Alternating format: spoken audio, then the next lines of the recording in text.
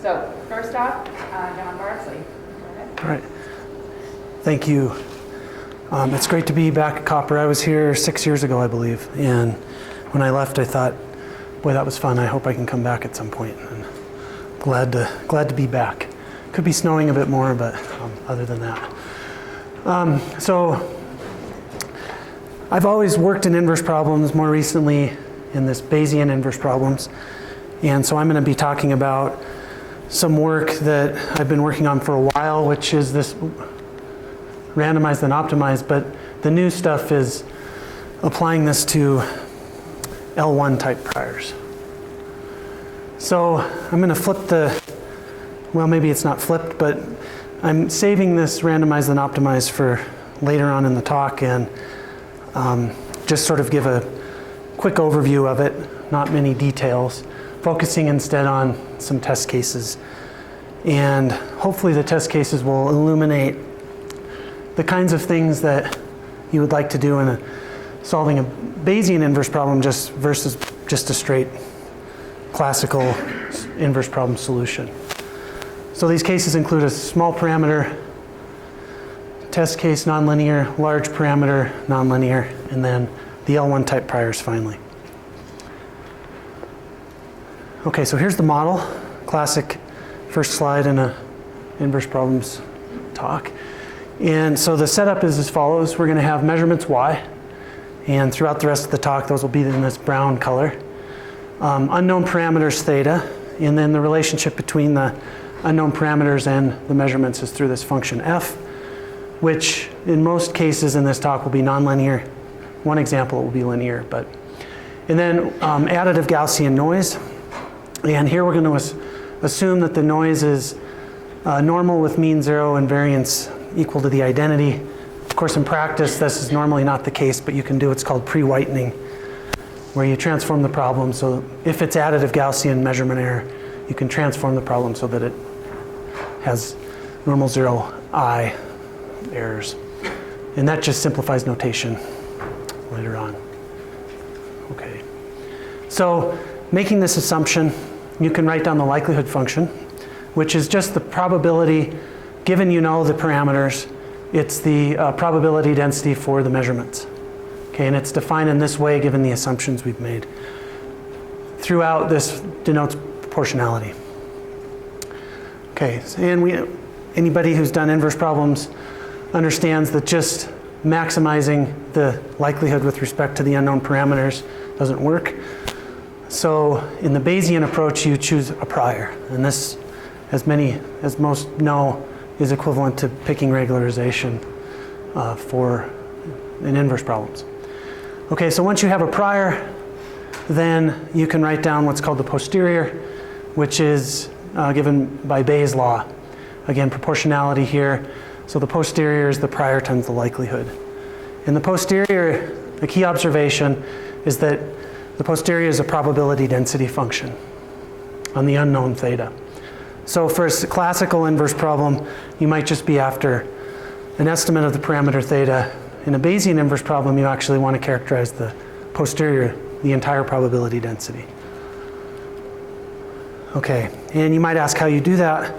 Well, the answer, you can write down the form of the posterior, but to actually get things like parameter estimates and credibility intervals, you need more than just the functional form of the posterior. If the problem is not simple, then a good way to do that is by computing samples. And if you have enough samples from the posterior, then you can characterize the posterior density and then perform uncertainty quantification. Okay, which for the most part for me, that just means maybe getting some credibility intervals on parameter estimates. Okay, so how do you compute samples? Well, there's tons of techniques for doing this, and I think this is maybe a somewhat hot area of research right now, developing sampling methods for these types of problems. One that I've worked on is called Randomize-then-Optimize. I'll call this RTO from now on. perhaps severe limitation or limitation in any event of RTO is that it requires that the posterior be in least squares form. Okay.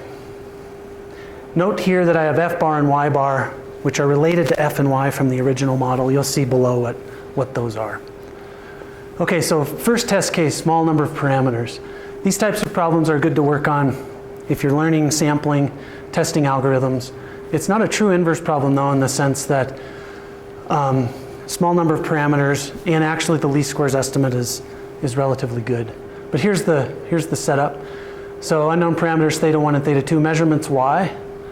Here's the measurement vector, and the measurements are the red circles.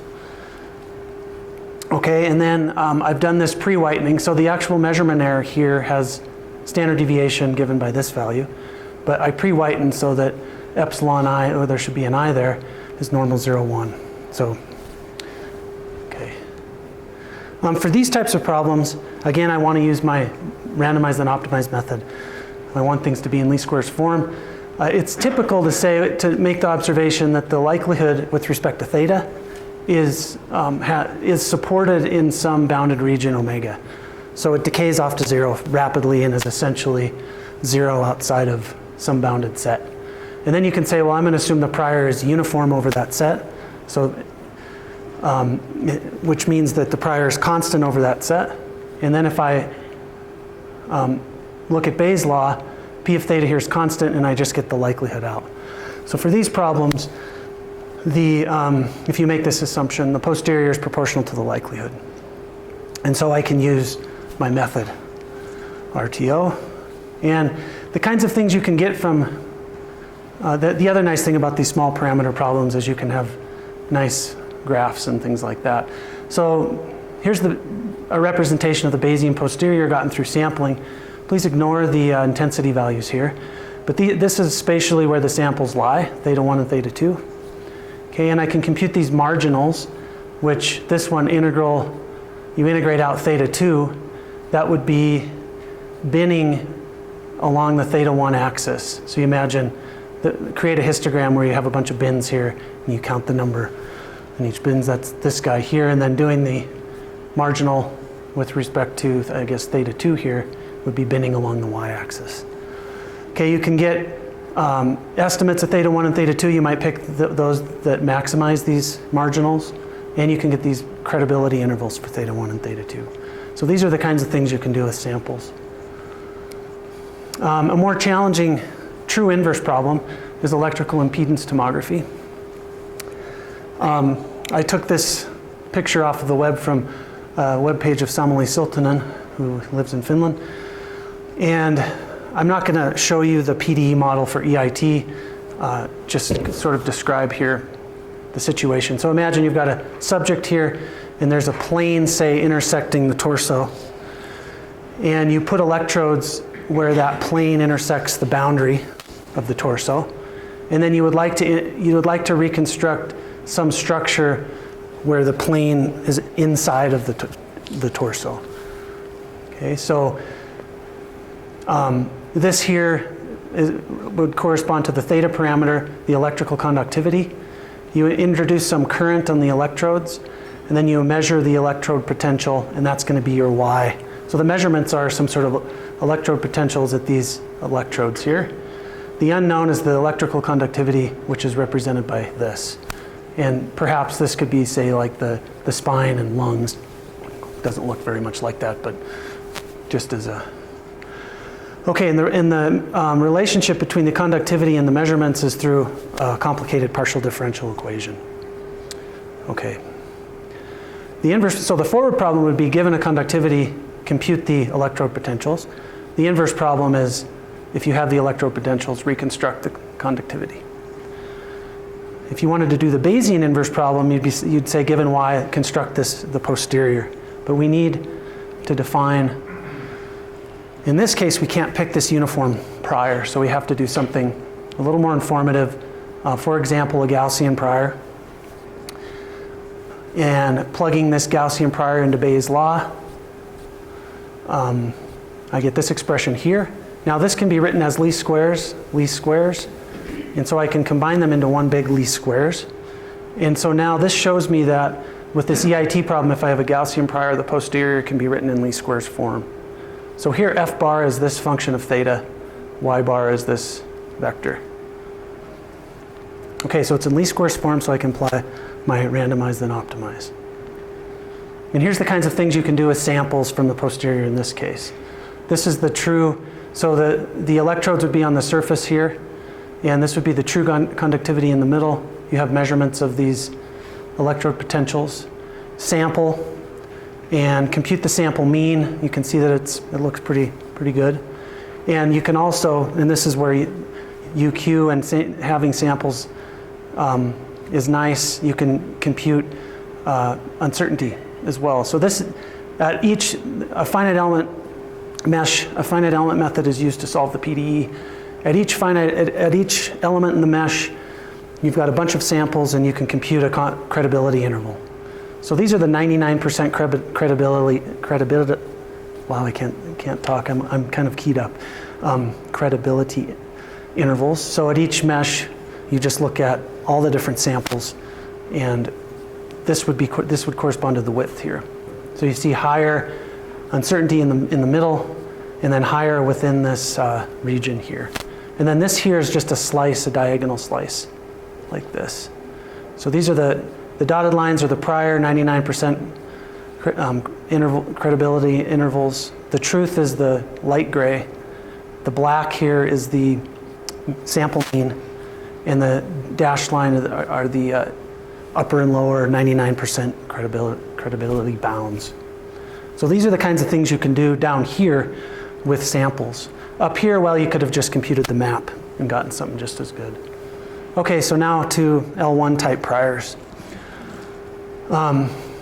So with L1-type priors, again, let's consider inverse problems where you really need an informative prior. You would write the prior out in this fashion. So instead of a 2 norm, which you can view the Gaussian prior as a 2 norm in here, you have a 1 norm. All right, so where D here is an invertible matrix. This could be a derivative matrix if you're doing total variation in 1 dimension, or a wavelet transform matrix as well. Okay, so then the posterior takes this form. So same term corresponding to the likelihood, but this problematic L1 term here as well. So note that I just make that observation that I already made below. The big thing here, though, is that this does not have least squares form. And I'd like to use my randomize-then-optimize method on that. So the idea that we had, and I forgot to mention my collaborators here, they were on the first slide. Zhang Wang, PhD student at MIT, TC Chui, who now works at ExxonMobil, and Yusuf Marzouk, and also a fellow from Finland, Antti Siltanen. Okay, so that's this work right here. And in fact, the PhD student's done a huge amount of work on this. In any event, the idea was, well, why don't we do a variable transformation on theta that would turn the prior into a Gaussian prior, okay, and take the complexity into the likelihood. Okay, the likelihood already has least squares form, so we'd be okay there. So that's the idea here. So we're going to do a prior transformation and define a change of variables theta equals S of R, such that the transform prior, notice S of R is in here instead of theta, is a standard Gaussian. Okay. If we do that, then I can just plug in S of R for theta into the posterior expression. Okay, and note that this term here is going to appear where theta appeared in the likelihood, so the likelihood remains, still has least squares form, but now this transform prior is going to have, it's going to be Gaussian. I can sample then the posterior here and transform back again. Okay, so the question is, well, what is this transformation? And it turns out that you can define it as follows. So this would be in the 1 parameter case. This S of R is the inverse CDF of the prior, so the L1 type prior. composed with the CDF of a standard Gaussian. This will give you the transformation you want. And in fact, you could have different non-Gaussian priors here and use this as well. Okay, so if I do that, then plugging into the posterior, I get this expression right here.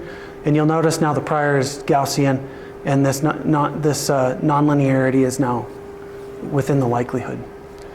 Taken to higher dimensions, things go exactly as you would hope. So you can just apply this transformation component-wise, and we end up with this expression here. Okay, and so we can apply randomize-then-optimize to this because it's in least squares form. All right, so this is a nice, Mr. Wong made this. Here's a linear model with Gaussian prior. So the prior looks like this, likelihood, posterior, combine the two. L1-type prior with a linear Gaussian likelihood, and the posterior looks like this here. Okay, now we do the prior transformation so that the prior becomes Gaussian, but that transformation turns this Gaussian here to something non-Gaussian. Okay, and then the posterior looks like this. So you note that the complexity moves from the prior to the likelihood.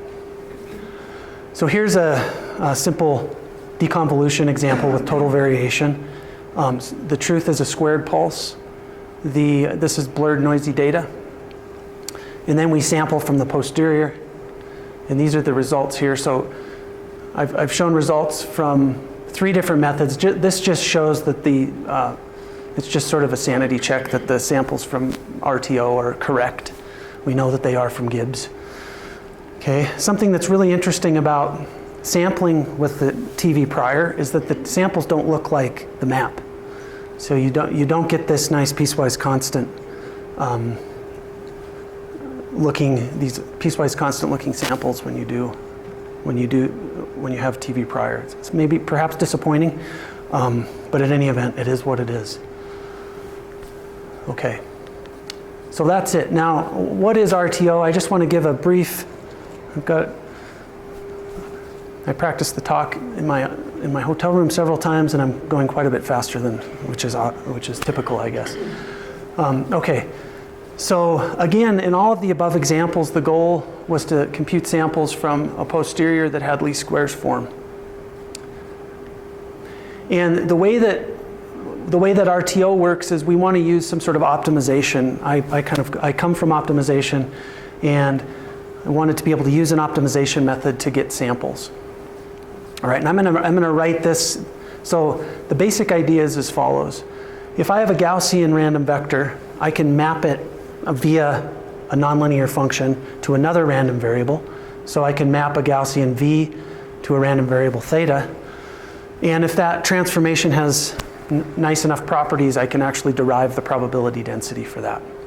So that's the idea. I want to derive some sort of scheme that maps a Gaussian into a probability density theta that's pretty darn close to the posterior. Okay, so here's how.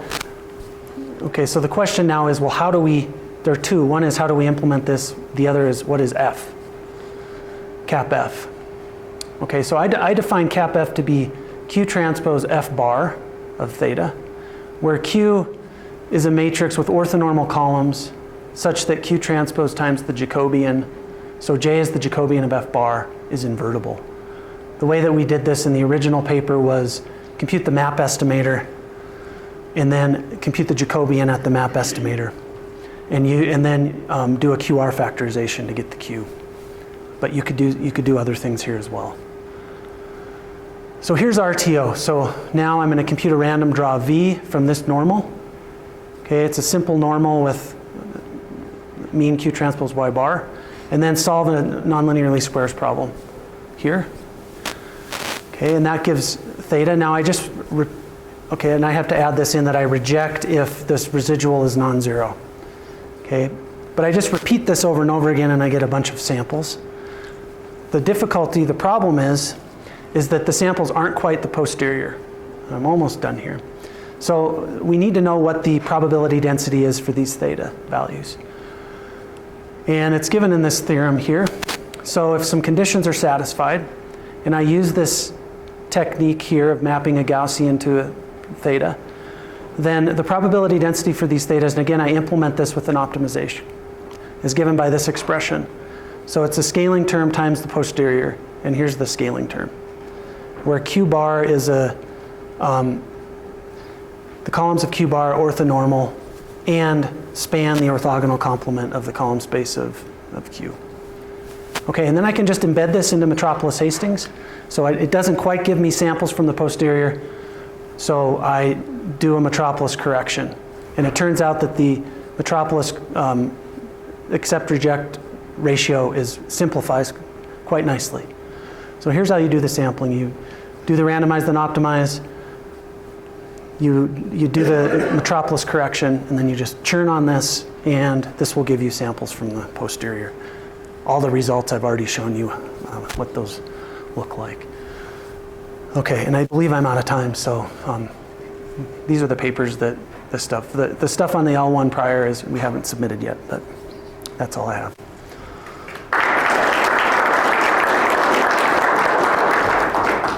Questions for John? So in the variable transformation, do you assume the D matrix is diagonal or do you handle, so in other words, is the data, are they uncorrelated or do you handle? The D matrix is invertible. It has to be invertible, but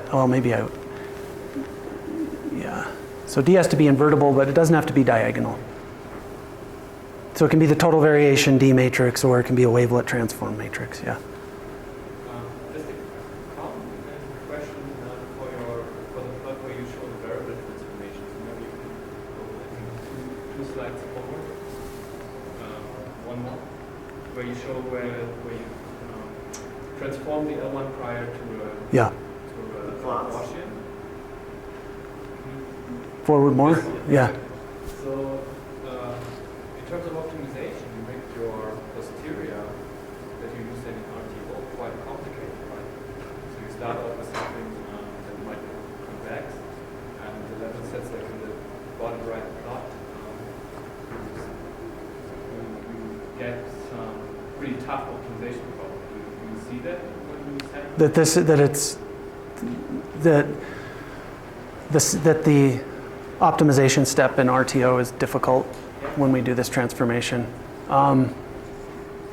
It seems to be working. I mean, actually the implementation I haven't been, this student has done. Yeah, I'm not, it definitely is problematic. It definitely is challenging. Yes. Yeah, I mean, there's no free lunch, right? When you're doing total variation, it's hard no matter what you do. It is. Yeah. I think, yeah, so you can compute Jacobians and things. So in one of your sampling algorithms, you had this little note that you said you rejected V if it's not in the range of F. Yeah. So if you didn't get a zero residual, isn't that like a probability zero event? I mean, are you sure you can find such a? It does happen.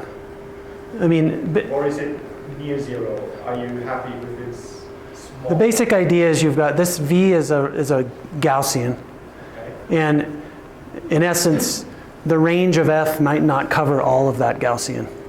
So you're inverse mapping the Gaussian, but restricted to the range of F. So you get some sort of truncated Gaussian thing.